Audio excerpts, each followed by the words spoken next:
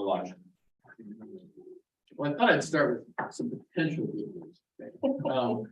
So I believe we've agreed to 11. Please look at it, make sure I got the verbiage right. When I was going through it, I think this is the one we kind of did. We pulled out of the mix to do earlier. Take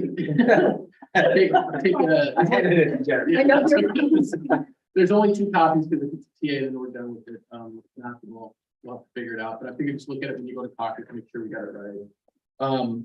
And then I figured we'd start. We have a couple articles that we have a few changes, and then we have a couple that we want to have talking about because we're a little bit not sure how to go forward with it, trying to meet your needs and our needs, and so we just want to have a little more discussion about it, make sure we can maybe figure out that. And then when we caucus, we'll present those back to you. And then I know you have what 8. There's 8 something in 23, right? So when we're getting Safety and the work. Yeah. So let me hand this out real quick. So with that, and well, geez, We only need one. oh, okay.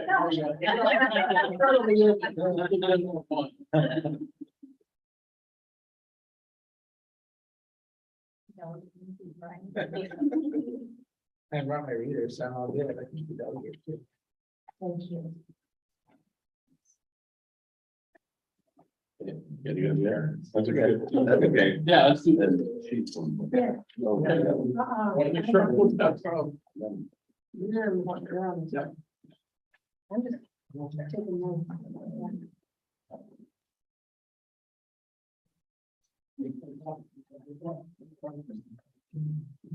Yeah. Okay.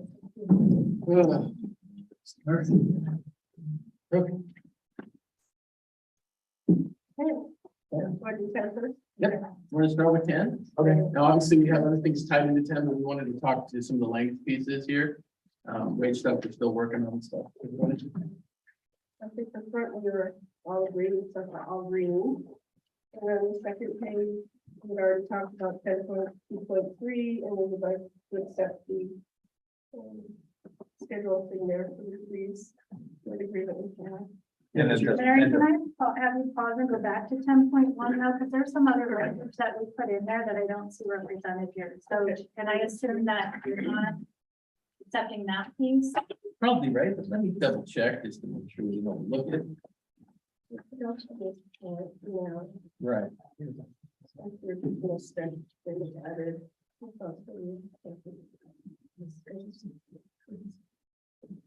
Yeah.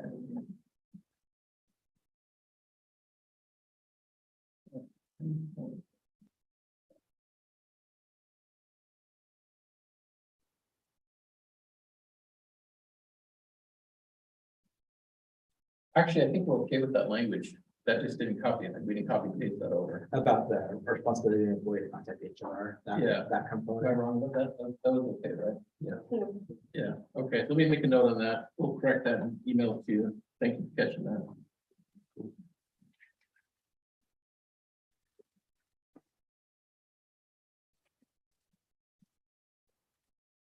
And then the same would be for 10.2. Oh, wait, maybe you don't know. Oh, you do, sorry. I think we have that. Yeah. Yeah. All the different numbers. Okay, and then we accept, like you said, we accepted the change to the degree stuff.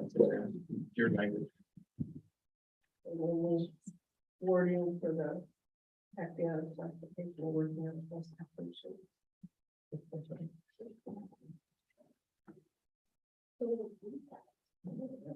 Right.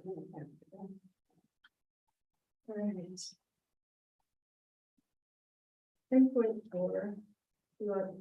Yeah, 10.41, we're just curious, we didn't see response, we didn't check you guys on that. And what we're trying to talk about there is, like the difference between somebody who's moving versus somebody who's got discipline attached to why they're being demoted, which Conic will out for. So we're trying to distinguish the difference for those two. So we've kept it in our version here that you see before you, because we feel it's important to have that.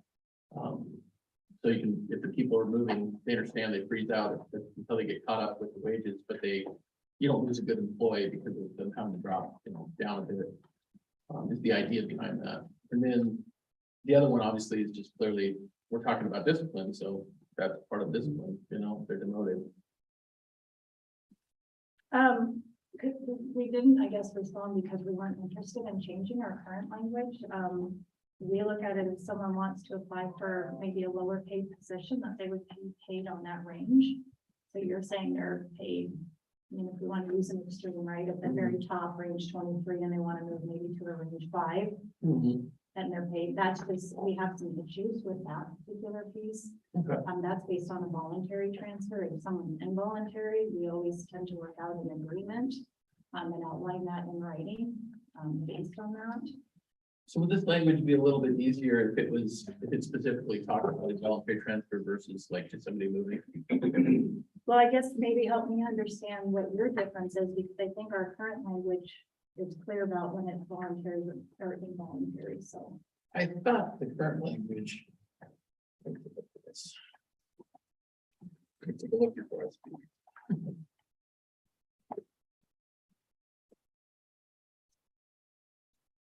Yeah, the language I'm looking at here, it addresses if somebody decides to transfer. It doesn't speak to involuntary transfer unless I'm missing it, which is not impossible, but I don't really see it anywhere else here. So that's, I think, maybe that's the distinction. Maybe this language works fine for people that want to transfer, if we're trying to figure out a middle ground, and people that, because this involuntary transfer, as it applies here versus somebody who voluntarily transfers, they would go down in the steps as well, right? There's no difference. Does that make sense? So if we had one version that the people that chose to do that versus the person where, for whatever reason, you have to move them to that position, maybe we're talking about, some cuts or something somewhere, and this person has to move, or the need of school or something, then that person could utilize the language below possibly, because that should be infrequent, I would think. I don't know. I guess you tell me, do you have a lot of people trying to transfer or getting cut and moved like that? We haven't had to do cuts in a while. Yeah. So So when we bigger, work through that process, we work through the reduction in force language, so. right, we'll talk about bumping and all that, but I don't believe it addresses this piece. So, Wage. but you're talking, the way I'm reading your language is it's pretty open-ended for anyone who wants to make a change It other is. than disciplinary. No, So if we go back to my example of a range 23 Mhm. to a range 5, Mhm. Probably wouldn't happen, but I get your point. I see what you're saying. well, it And might yeah, actually be enticing. Now, maybe you'll have to do quite the number of hours or do something else, or, right? I mean, there's a reason we place those. sure. And so I want to be careful of what we put in actually can play out in a lot of different scenarios. Right. Well, that's why I was saying that maybe we have the existing language for what you're talking about, right? And then people that choose, the people that it's, for whatever reason, it's mandated they need to do it, maybe this can apply for them only.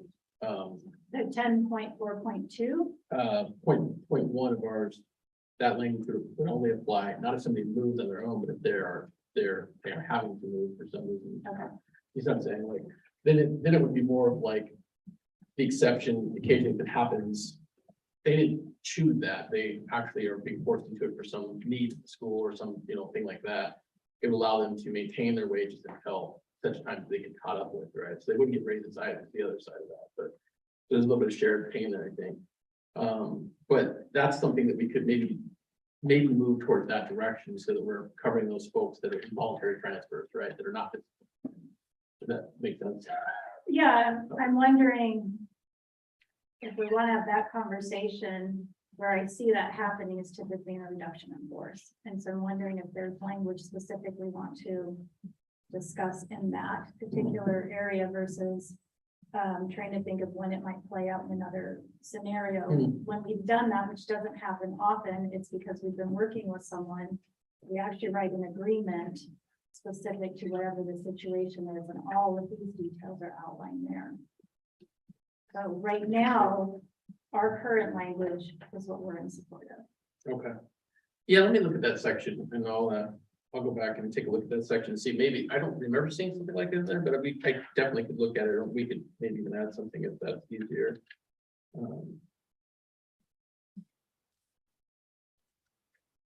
All right, well, thank you for that. And then we go on, go ahead.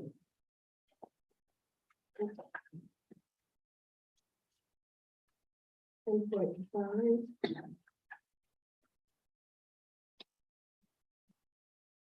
Yeah, we had talked about before, and we've done that. 10.6, we're still working on the scale, so that longevity part, and we talked about it. That's the end of that.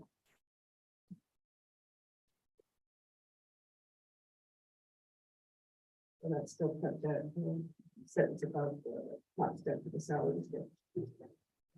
We have done the coaches, so we've done that. We've done the enrollment in staff in the district. And then the hazardous situations, we were looking at for 23, right? 10.86. And then we still have the additional cost of living rates in there, and we'll take it out. Yeah, we still have it in there. We're still trying to figure out the wages stuff. We want to give that to you all in one thing so you can actually price it all, you know, really piecemeal it. That one, And then we yeah, go straight on to 14. 14, we still like the 5 days legally. We have still got the 7 days for COVID. Can you help me understand why 7? That's we went from home. Oh, Yeah, we'd probably be, you know, to move on to some other stuff, we'd probably bring that down. I would say that most places have 5 to 10 days, and quite a few are now going unlimited. So Dallas, Corvallis, Cascade, and somebody else that's forgetting, Lincoln County. So we're just trying to, like Ryan was great about his explanation why he came up with 3. That number for us, 7, is we could probably come down a little bit more from that to cover, you know, what we think the worst case scenario would be in most years. But we're kind of at the point where when we do that, we want to show you the financials too, so you kind of have those things together, bundled together, so you can cost them, you know. But the idea here is like to obviously protect our people from having to burn personal days, which they get precious few, or vacation to cover this time. And the reasoning behind that is because when the district gives you a budget, right, you get to keep that money, you know, regardless if they use their days or not. So we're okay with making it up on the back end if that needs to happen, you know, where we can. But we really don't feel our folks should have to fill the difference when you're not really losing money for those days. You know what I mean? I mean, it could get into a situation where you need to have more instructional days, or you choose to make up those days. And in those days, we'd make up without pay. So it would kind of offset, right? So we don't see a downside for the district, I guess, in agreeing to more days. Because if you have the ability to reclaim them, you know, as we do sometimes in the school years, right? Then you're not really losing anything. But if we have to burn a vacation day on the front, and then we get, even if we pay on the back end, we still lose that vacation day or that first day that we can't use anywhere else, right? Does that make sense? 260 employees would be different. 260 employees would be different in many, many ways, but that would be one of them. Yes, that's correct. And usually a lot of those cases, we have language that talked about if we need to bring those people in, you know, what they'd be paid, what they'd be doing, you know, we have some safeguards around some of that stuff. And we'd be willing to investigate that if that's something that is a sticky point. And I can point you to many contracts where we've done that, but if you want to talk to those other districts and see how it's worked for them, you want to take my word for it.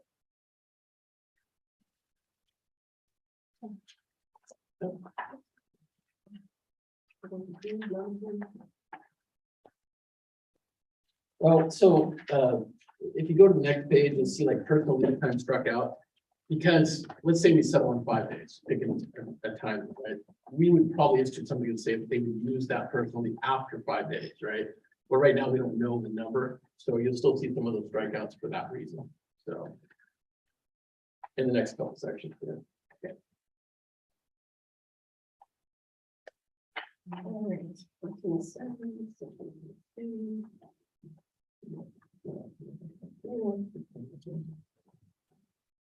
This is in the first paragraph that you see on that next page in the yellow. And it says, sick leave shall not be considered available as criminal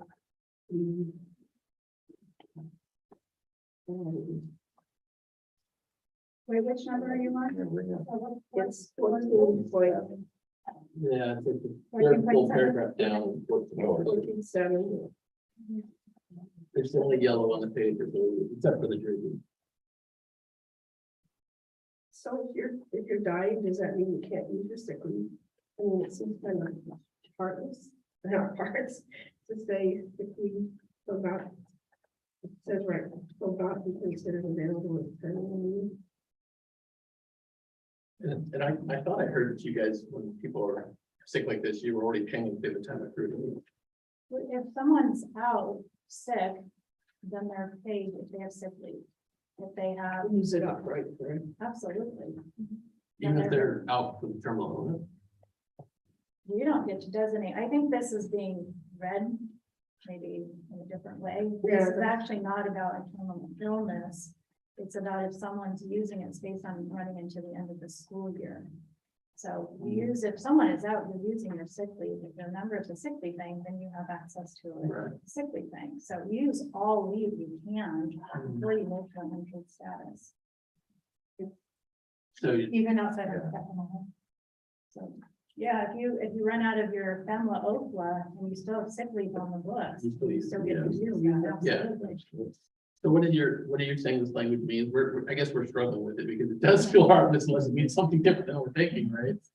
Are you saying like terminal, they can't use it to run out, like I'm retired at the end of the year and I can't just use sick leave for the next 4 months to terminal like my school year? Right, this is not about a terminal It's illness. not terminal illness, you're using the word terminal differently, like. Right. To the end of the year, to the end. Yes. Yes. We can Okay. definitely make an adjustment there now that we So understand. like, That's where I was, that's what I could do. no, lots of people have to use that. Okay. We'll take another peek at that, and now that we understand more. If we work the jury duty language a little bit. So under 14.8, the jury duty, we took out our language about the half day and all that stuff pretty much. We restored basically to the regular contract language. We did make a couple changes that one of the folks on your side pointed out correctly that it's a little unclear, like they don't have to report the last 2 hours, but then the sentence below, they only get paid for the time they're in court. So clearly that's, I believe that's not how you interpreted that or done that. So we fixed it. We think except as described above, if we're talking about the 2 hours would be paid, but they wouldn't have to show up for that. That's their job.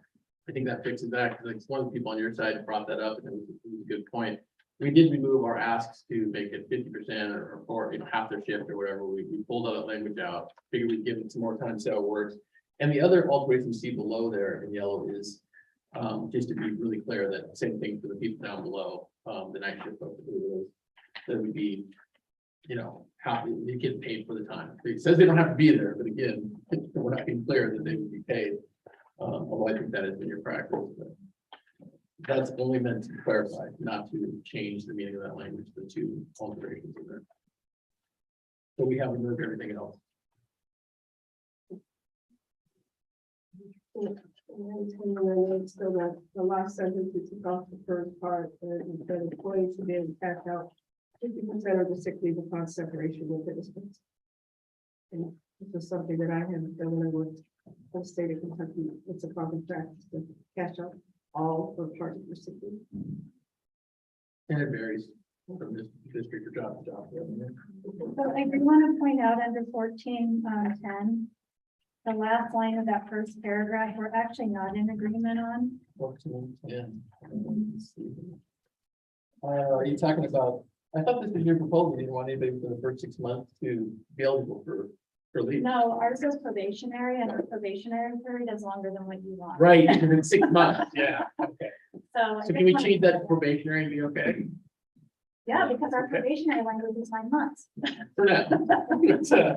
Yeah, well, but if we change it to probationary, wherever we land, it should be okay, right? So we'll make that change to probationary. I'd like to say that I was trying to be sneaky there, but I just think I overlooked that. Well, I could question that. Yeah, you just give me a lot of extra credit, so, And then there will be not be. yeah, okay. That makes sense too.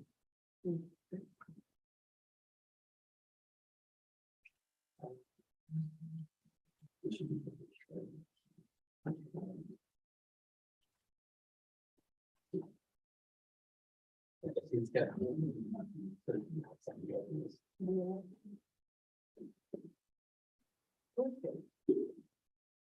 Okay, thanks those guys.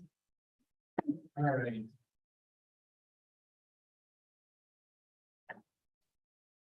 And then we're a little stuck on the on 5, because I know you guys had suggested that we, and I think you said for a couple articles, and we pulled one back at the TA because we agreed that Mary and Jeff could figure out that piece of it, but this one here, we still got some concerns in the reclassification. I didn't hand it out today, so it can be in your own packet, so anyway, we're still trying to figure this out in a way that, like, we really like your idea, but apparently we can't actually do it, so just once a week being notified. We brought that up in one of our sessions, I think. But it doesn't sound like we can actually do that. We're toying around with the idea of like just maybe every Wednesday and email goes on, hey, check. Are you talking about reclassification or are you talking about? Oh, I'm on 9, right? job vacancies? See, that's what you scroll ahead. Well, let's talk about 9 first, then, because I'm talking about that. So yeah, we're talking about like notification of folks under 9, sorry. Is there a system like maybe every Wednesday you can set up automatic, hey, please remember to check the job boards for your jobs, not send out, right? Not set up each thing, but maybe just give people a poke to remind them to check the job boards, like a weekly basis. Is that something you can automate? So it's not a ton of work for you, not a ton of emails, and it really just has a link. They can click on it and go right into the job, where you post the jobs, and then it's on them to check it. So when you started, you said you liked our idea, but we couldn't do it. And so I don't understand why we couldn't do it. So what we talked about was Lexi and Mary meeting. Not that idea. This was going back to a work session where somebody brought an idea of, why can't we just, once a week, say, hey, new jobs, right? And it was a very fluid discussion. It wasn't like a proposal or anything. But it was more of just like, if we can notify them once a week that, hey, here's the link, check the new job board, see what's posted this week kind of thing. And we came up with like a Wednesday, because that way if you post on a Monday, it's a 5-day posting, right? Then if you do it on a Wednesday, you're gonna hit the middle, come up any other day, it should be able to, we should run it in 5 days, so we don't have to, they don't see it and say, well, it's 5 days, but it was 5 days that I couldn't check, so. Worst case scenario, they get it on the last day of the posting, right, if they got that email. But the idea here was to try to address your guys' concerns about getting a lot of extra emails, and also having to send one out for every job. But I don't know the process that you use, if that's possible to do that, where it just auto sends a week reminder, check the job postings. So here's my concern is the amount of email that generates. I can tell you, we have a lot of employees that do not read their emails. So if you can ensure that employees are going to read their emails, we can entertain this. But now we're adding things for some employees they don't care about, and we're already having issues with people reading their emails. I'm Yeah, not talking about a handful, I'm talking about a lot. well, and I guess not to sound flip, but that is a district issue, that you have a way to correct that behavior. But the second thing I would say more importantly is, these are adults, right? If we send this to them and they choose to ignore it and they miss a job that they would have liked to have, at that point, whose fault is that, right? And like you're taking the step of letting them know, hey, check the job board, and they're choosing not to do that or open the email. We're all adults, right? We have a way to, when they come to me or Mary and say, did you get this? You can leave it. Yeah. Did you check? No. So what if I send once a year, here's the link for any postings you'd like to look throughout, and you said they're adults. I'm happy to point the link, but to do it every week when I already have times when people just regularly are not looking at their emails, I'm not wanting to clog email boxes with things like that. Okay. I have no problem sharing where it is, having people be aware, but to me, there's other information that comes out that's much more important that people are choosing not to. So, if that's what it is to just get the link out, I'm happy to send that once a year. I send other reminders once a year to say, hey, remember, work your hours, kind of thing. So I do those sorts of things. We certainly could create something like that. Yeah. The thought about Lexi working with Mary is that because maybe coming from Mary, if there's fewer emails that come from Mary, potentially that might be something that people open and look at. And so that was the thought behind Lexi and Mary working through, this is the way to do your settings to get that information. Again, we were just thinking that might be the simplest way to communicate that out. So that's why we brought that up last time.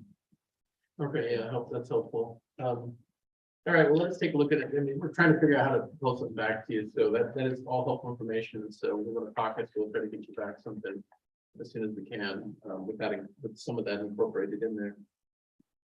And then scrolling back up to time, Or 4. no, 5. Okay.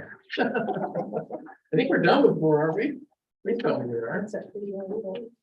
Oh, I know Jennifer spent a lot of time and I really loves it, but I'd like to. pass Oh, forward 5, to yeah, Dan. 5, 5 and 8. Don't hand her 4. Don't hand her 4. So 5, yeah. Okay, so on the reclassification, I'm gonna let Mary talk about some of this, but I think we really just see this as an I'll say generally, I think we see this as an opportunity to give people a way to deal with issues, to, have a little more open process that allows them to get resolution and really honestly feel better. Even if it doesn't go their way, they have their moment to put forward their evidence and be heard. And I've seen this work in a couple of areas. Is why I'd be excited to get something here, because I think it really does help. And those processes in the other area, I would say, were very similar to yours. And I would also say that we felt, oh, well, I shouldn't say we, I should say the districts felt that, well, this language kind of works already, but when we augmented it and made it better, it actually, I think they would agree that it's actually gone a long way. Because a lot of people that get bugged about their pay and stuff, and you hear the grousing and the grumbling, right? And it just seems to go on forever. But when they get their hearing, if you will, to have their discussion, put forward their evidence and find out where we're at. Even when they don't get their way, they're not happy about not winning, but they're also like, it does seem to shift the narrative and move away to feel like they had a good process. So that's all I'll say about it. I'll turn to Mary to have some discussions about this, the different sections here. And I think, we had thought about bringing back like some wording for that first part where it says that if they need their salary placement is incorrect, maybe add, is incorrect for the duties or responsibilities that they have been assigned. It just kind of more explains the previous part about why you would a lot of times do a reclass in the first place. It's more like of an explanation than the overall way the committee works. So I want to make sure I understand, because that sounds very different than what this current language is. And to me, I'm hearing you say, based on the job I'm doing, I feel it should be in a different pay range than what it currently is. Okay, so that's very different than this. Right, so that's why we're gonna bring, I'm seeing if that was something that would make sense, then it'd be handed back to you. And then maybe your conversation or thought behind that is that can impact many, not just one. So what was the thought behind that? Because usually there's a whole group of people in a particular range. So let's just use EAs as an example. Then that applies to multiple, which So we actually had is to do that with other positions. right. And we've had a process that we've gone through with that. Yeah. Right, and we would still follow our process based on.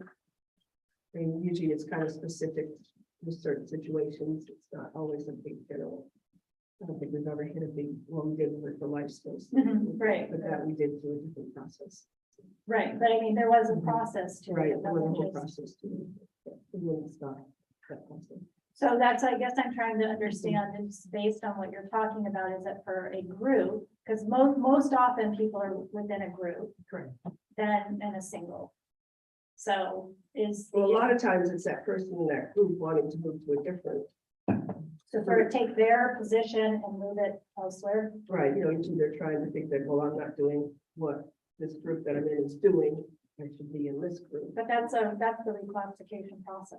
Correct. Yeah. But I think a lot of people don't understand what new class is, and then we're trying to think of a little more wording in there so that they could, So that helping educate and just providing a better definition. a little both. Oh, it's a language, Mary? We'll, Again, I know it's Yeah, not proposed. we'll send it over to you so that you can see it, because it'll be in a couple of spaces. Okay, And then, we were gonna take out the sentence about the retaliation, and use that. That will come through on that. Then we've added some other additional language here under like 5.3. It's expected that any employee making a request to be heard under this article should bring proof of their complaint to make their case before the panel. So it's kind of on the employee to gather what they need. And this is just kind of more trying to define what reclassification is. So my request in this is I don't see a reclass of a complaint. A complaint has a very different definition to us and how we process. So you look the word. So, well, it's my wondering, because you brought the language forward, if it's truly viewed as a complaint, then we probably have different conversations to have. Sure sounds like a complaint when they tell me about it. But, Well, that's not the complaint. so I guess I would say that, you know, I mean, I'm not gonna get hung up on the word. I mean, we can put issue or whatever. I mean, it doesn't have to be a complaint. I think that's just, we're trying to try out some different language, see if it gets closer, right? So, yeah, we can come up with a different word. I'm not as concerned about that. Under 5.4. We agree with you. I'm looking at the 10 years. Seems like a long time. Yeah, a long time limit. So if we were to cut that back, would that be more amenable? Well, I think it goes back to the first part, and I guess I heard two different things. You did. You did. That's fair. The reclassification, talking about someone moving to a different range versus, to me, a salary placement is individualized. When you placed me at the beginning of when I was hired is different, and I don't know if you're taking that out, because I thought 5.4, the blue language, was tied to that specifically. I think Maybe I we're- misunderstood. No, I did get to the thing. I think we're trying to figure out, how to move forward, right? Like, we see the value in having this committee look at these other things we do. But at the end of the day, you know, we're trying to compromise, right? So I gave you my pitch where I think it should be there. We also have some ideas about if we keep it more restricted to the specifically reclass, maybe making that a little clearer. We're trying to see, you know, if you're just totally not interested in the first piece, we want to have some discussion about the second piece. Does that make sense? So we can have, I do think there's value in it, and we've had a lot of good success in other areas, but it doesn't mean that you guys necessarily we'll agree to that in here, right? So I think we're trying to figure out, feel you out, and feel like, well, we can get back to you that might be more acceptable. If you're telling us that you're not interested at all in the placement piece at the top, then some of this will change. In the ways that Mary's dictated here now, but I guess we're trying to get a sense for that. I mean, I don't want you to answer necessarily right across the table, but Well, I can. okay, all right, sure. Sure. We aren't interested in the Okay. individual salary placement piece as Okay. part of this. I feel like if someone does have a concern, they can come to us. We will certainly look at it. I've had that experience. We've done that. We just need to recognize there's significant time that goes into that, depending on how long, which I know is why you were trying to put sort of some limits around it. But to me, that's very different than a reclass. The second part that you started with today about a reclass, including the range, to me, that is a part of the reclass, and I understand that particular piece. And it just sounds like maybe there's some definition on help with education or something that we need to help with that. Right. Overall, I think in general, our reclass process has worked. And so if there's some pieces that there are some concerns, I certainly would want us to discuss that, but in general, the process has.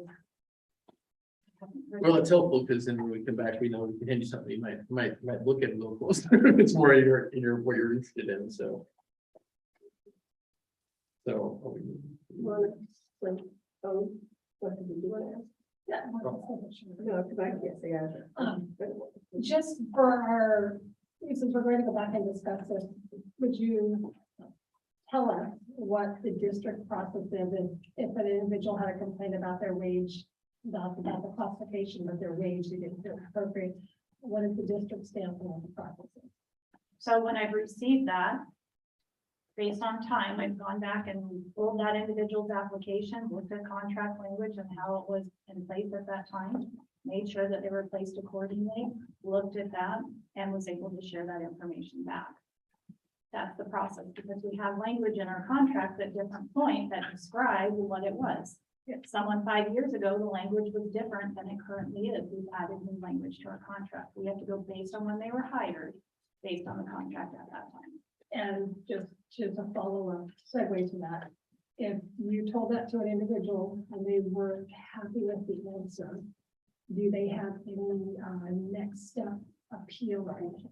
So if I'm not aware that that's happened, I'm not saying And you have, I'm just yes. asking the question. but I would encourage them to talk to their union president and be able to see if there's something through that. They could do. I think it's sort of a lot of times when they're doing that, they're so tied together, you know, which job we're at and what our salary is. And usually it's when they're doing it, they believe they're doing a job that's at a higher range. So I think it's just that we can clarify a little bit of language just so people understand, you know, I see the difference in what you're saying. You have to deal with some other, you know, things like that. And then reclasses, change, then I could see, I think we've started picking up and getting some more revamps that are long spell programs that we haven't had any. There's been change and who's been on the committee, and I think we're gonna get more stabilized in that. And so, but I think it's just maybe a little clarification on it to help employees understand what it is. For the reclass piece. Yeah. Yeah, I mean, one thing I would say, if someone has concern about their salary, what makes it very difficult is over the years, we have had salary freezes. And so when you look at sort of the totality and someone goes, gosh, I've been here for 10, 12 years, I should be here, but you have to go back each year of the contract and see like where those freezes were and everything else and map it out. So it's just not a direct correlation. Right, those couple that. With that, I think we've gotten through like 12. We're waiting because we want to do it with the wage scale, so you can cost them all together. If you have anything you want to present, I think we're to that point. Unless you have a question. Well, Article 8, yeah, Article 8. I don't have questions, we're waiting for a response on that one. Did we not? I think we responded last time. It's not on my TA staff. No, because it was proposal, not a. oh, it's a separate document. Yeah. Okay. I think I sent 2 of them to you. It says counter on it. Yeah. Oh, that's right, you emailed that one to us. Yeah, okay. All right. You. Yeah, I remember now. now. No, Okay. Because we're gonna have to go back and work on 9 and 5, so if you need to work on some of that stuff, it's fine. Because we gotta do that, so to get those back to you today. And so those 2 articles plus the salary piece, is that right? Correct. Okay. Well, 3, because it's gonna be Article 12 also, because it's cost factor, We right? want to talk about the salary piece too. Oh, right, that's true. I'm just seeing if they have anything with, that they want to send before we go. So I have or if it's well, it's around vacation, we did it now. Holidays.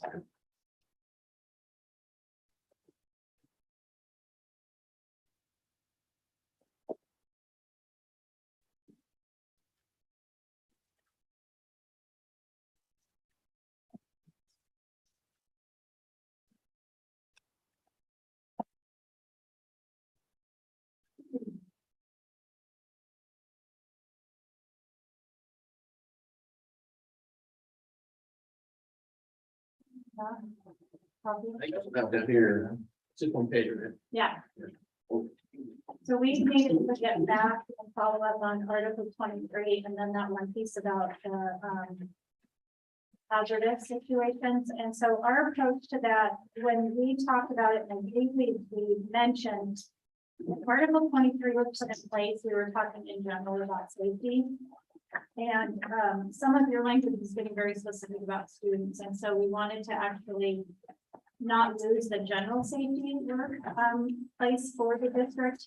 So we focused on that within Article 23, and then you'll see the next piece when we flip it over where we chose to bring the student information. So the yellow is sort of the original proposal piece. The pink, I decided just to throw one other color in there.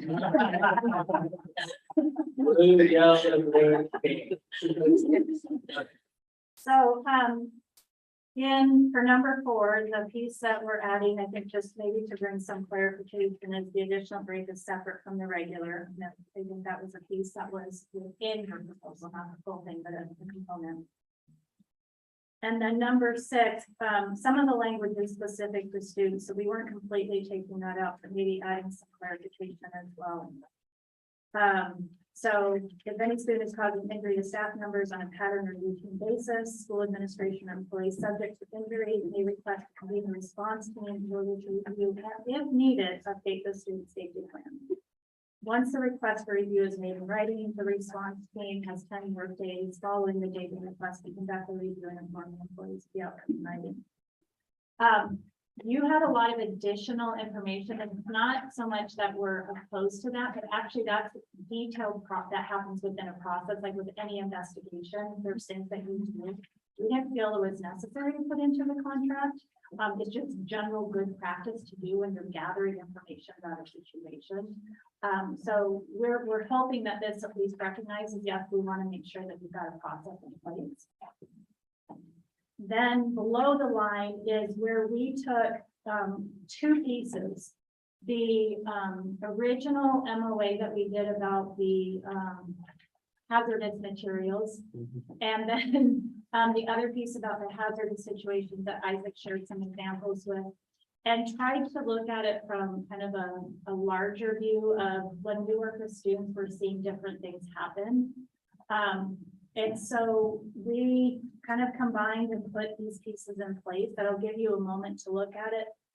But we wanted to have one process versus multiple, where in the earlier MOA was around personal leave time granted, and then in your proposal was about additional payment, hourly payment. So I'll give you a moment to look at it and see if you have any questions about it. I didn't highlight it, but that whole thing is, yeah. Okay.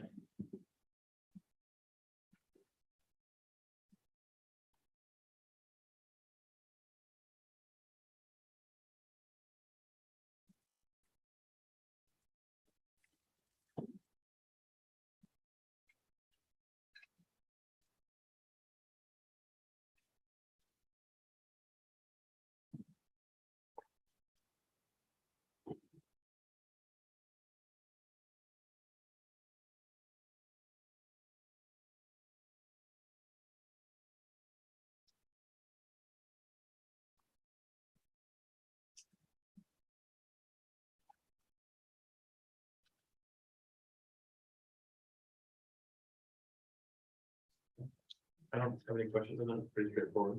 I think one day I'll just talk to someone, but Right. it doesn't.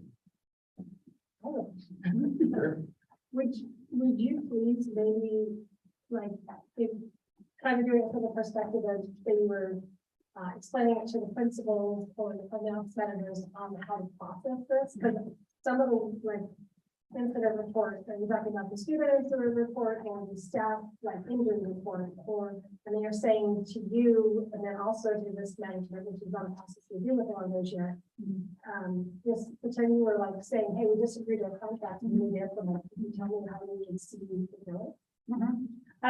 So what we would want is anytime an individual is injured, so in this case, because of the couple examples, it's the air one, they complete.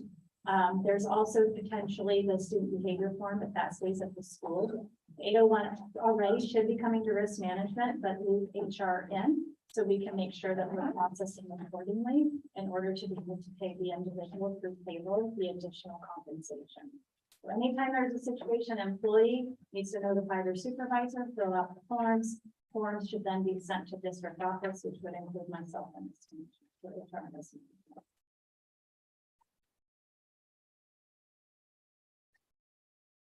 Any questions? Did you want to talk with the other ones now or? No, because I just talked with Nancy this morning, because I know you connected yesterday, so we and our group just need to do that, and then I can certainly bring them back. Okay, and then the 8 and 19, do you want to bring that back up? If you have any questions. Oh, you're, yeah. Yeah. Yeah. Okay. We wanted to do it all together. All right, we'll take Kitty on this time. Oh, no, she's right. Dang it. She's right again. Right.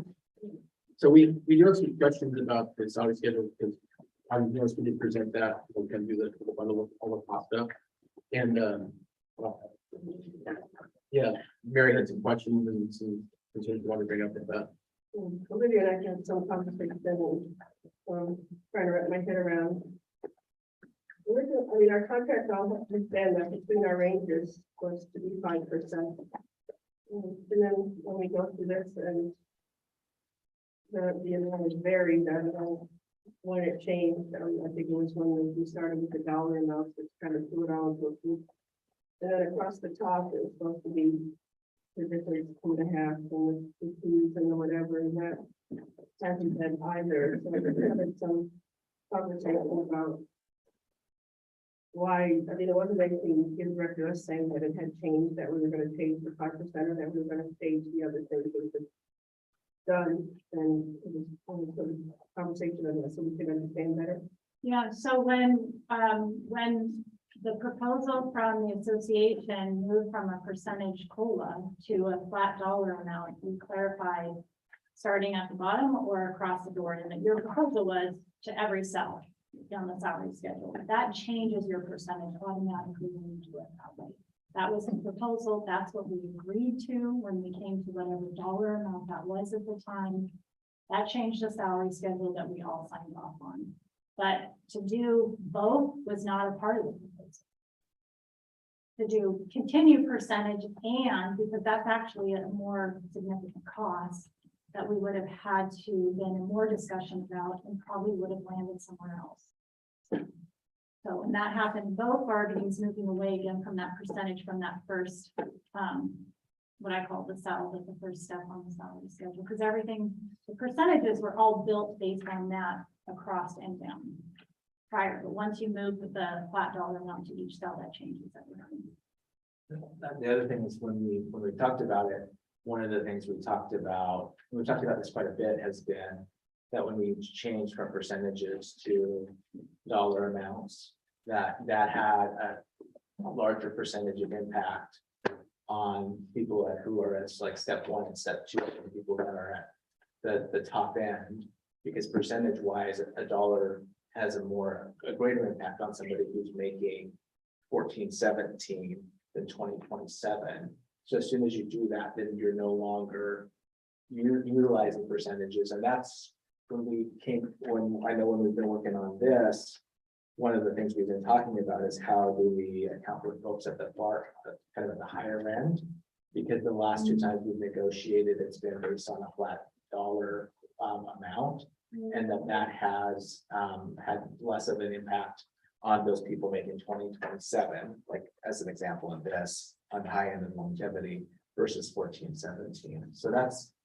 So that's why I think we want to get back to looking at percentages, because we've done that the last couple of times, and this helps us to be able to address folks across the continuum, because that's one of the things that I shared that I had heard from people that were at the higher end, that they had less of an impact over the last 2 rounds of negotiations because of that dollar amount. So that's, I think, what we're trying to get realigned with in this. Yeah, what you're saying, Jennifer, is that when we did those cost raises, the percentages changed, and we didn't at that time agree to reindex them to what they previously were, because that you would actually be getting a raise plus a small amount, a percentage amount, because you were trying to keep that 5%. Okay, let's make sure I understand what you're saying. Okay, go ahead. No, I think it's just when we're looking at it and we talk about that, when we looked at yesterday, over half, almost 2/3 of our people are step 3 or below.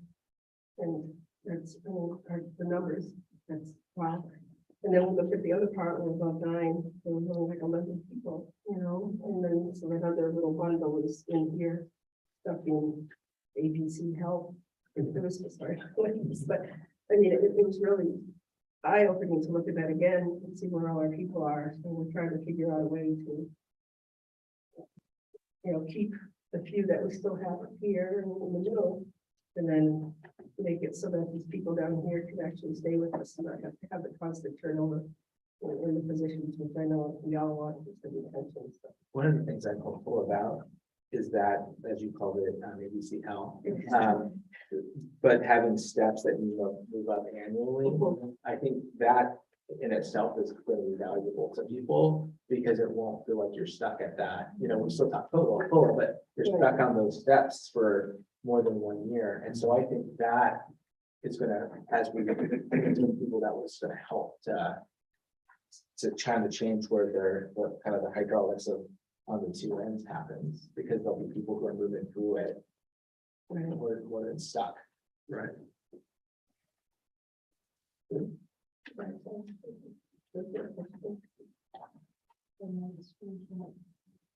Is there? All right. Okay, Now we get kitty room. thank you guys. Thank you. They get that, they're in kindergarten. Yeah.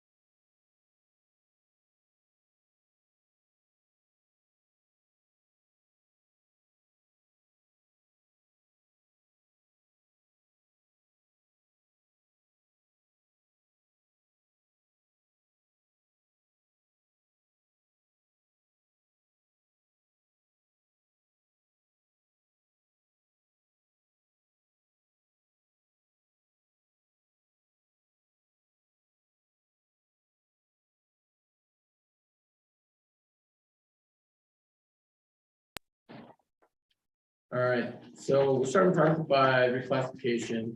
If you look at this, you'll see we've trimmed it down a bit, based on your understanding of what you're talking about. We did keep a couple things in there. 5.2, we thought it made sense to add this language, we're stripping out the other language. Because it kind of just makes sense, the people making the decision shouldn't be on the committee, right, that are directly affected by it. So that's why we added that sentence in there. So go to your committee, and as long as they weren't the meeting supervisor or the person that supervises or the person that's doing the reclass, I mean, it doesn't make sense to have them on the committee, so we threw that in there. My suspicion is you don't do a lot of that anyway, but there's some clarity that want to be added there. For this proposal, we left a 48-hour notice, so they can schedule to be there. I think the rest. I don't know if they're actually in the error under 5.2, or salary placement issue, that should be struck. So none of that should be there? Yeah, not the highlighted yellow, it's an or salary placement issue, just the current contract language. Okay. And then we go to the next page. We kept two pieces in here. One seems, I hope is pretty non-controversial, just saying, duties removed from the position of manager bargaining unit. My suspicion is you already do that. And then under 6, we do want a process where, we can have another person, if the committee comes to a decision and comes, or a candidate decision goes to a process where it goes to the HR manager, the fresh eyes, maybe try to find a way to solve that. And that's where we left it at. So you can see this proposal, we've trimmed it down quite a bit. We focused it a little bit more just on reclass. But yeah, is there any questions about any of that? I want to make sure I understand. So 5.2, the appointed representatives cannot be the requesting employee, supervisor, or director. You're talking about the reclass committee itself, Yes, we are. That's exactly. and that's new language. That is new. We stripped out the other language. We thought that would add clarification for what we were trying to do with some of the other stuff. So.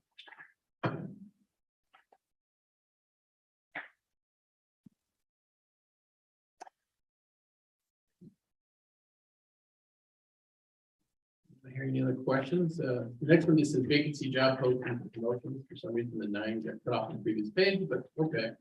But it's Article 9. We took our heart your suggestion and put some language that kind of reflected that. Just sent out a link to the webpage where the jobs are posted each September. We thought that kind of mirrored similar to what you're saying, probably not exactly as close. Down below the job openings, we didn't change this in this proposal. We felt that this was something that would be helpful for our folks.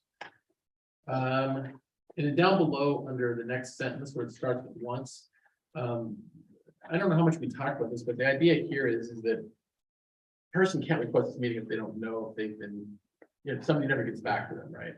So if they get back to them, that's all we're trying to clarify here. We want the person to make sure they know that they didn't get the job so they can request this meeting. That's why it's once they've been notified. That's the point of that. Yeah. And then there's nothing on the next page, so that's it for now. So.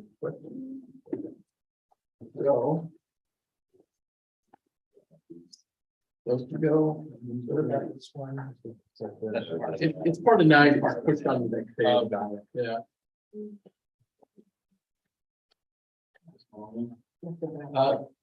Just this one. Yeah, there's a bundle of this, but we'll finish one of them. Or you can do your little thing with the 2 at a time, whatever. I know These are straightforward. what's your point? Oh. But there was totally the back Well, 9, so I thought it was. No. This is. Right here. So let's do That's part of this one here. So,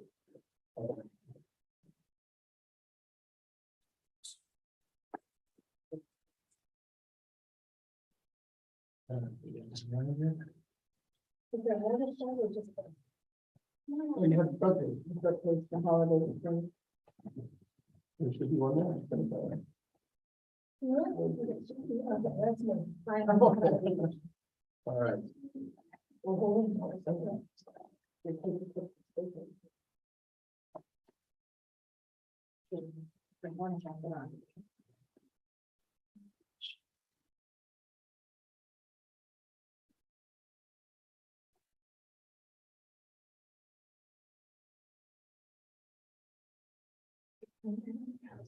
Oh, this is the chief.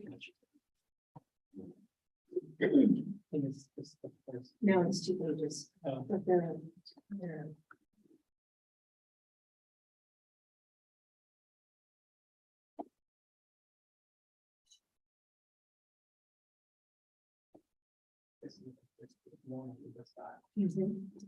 Oh, this is the other. Your three should one on this round is this one. Article 12 and then 12.4. Now you ask for the 4 down. Yeah. Sorry. You have to do it yourself. I have to. I'll have to take it, so.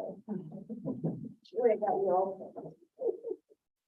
All right, then I'm gonna start with Article 12, because I think this is pretty clear, but we'll talk about that in a second. This is a bundle proposal, these two parts. So here in Article 12, when we look back at it, we were asking for a number of holidays. We recognize that you guys gave us June 19th last time, so we included that already in here. So we changed our ask from, I think we were asking for 3 or 4 to just having, so we have both Christmas Eve and New Year's Eve, rather than choosing, we would have both those holidays instead of just the one. On the 12-month employees. And if you go down to the next section, the 9 to 11-month employees, we'd ask for a lot of holidays in there, and we cut that back just to Christmas Day and New Year's Day for those folks. That's the only changes in this bundle. Everything else you've seen before. And then on the other page, it's pretty straightforward, although it's not ranges, it's ranges. So a little Freudian slip there, so. Yep, so we can define what that means, maybe be better, right? So that should be ranges. And then 5% between wage steps, and then an 8% COLA is where the committee came down to for our wage app. And the other part of this bundle. Sure, we have questions. Or do we not? Yeah. My one clarification is not looking at changing the current salary schedule, but instead these 3 items. No, No, that- They're utilizing. This is on the proposed schedule that you gave us. Because it would change. So in addition, It would be, what you gave us would be making changes to that. okay, but so in addition, I guess I wanted Yeah. to just clarify. Yeah, no, it's definitely changing the wage schedule. Yeah. Modifying the proposed. Mhm.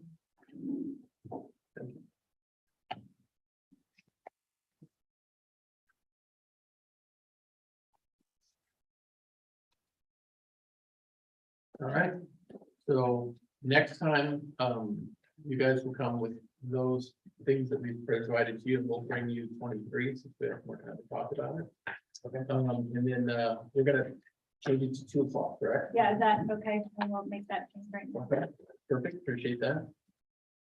Well, thank you everybody for your time. Feels like we did a lot, but it kind of doesn't feel like we did enough. Well, it's weird in between fields. So, Do you all want to sit here? Because we can go to the conference room if you need. Sure. Learned the hard way that we're the ones who should move. They don't want to have us look pitiful. We will do that next time.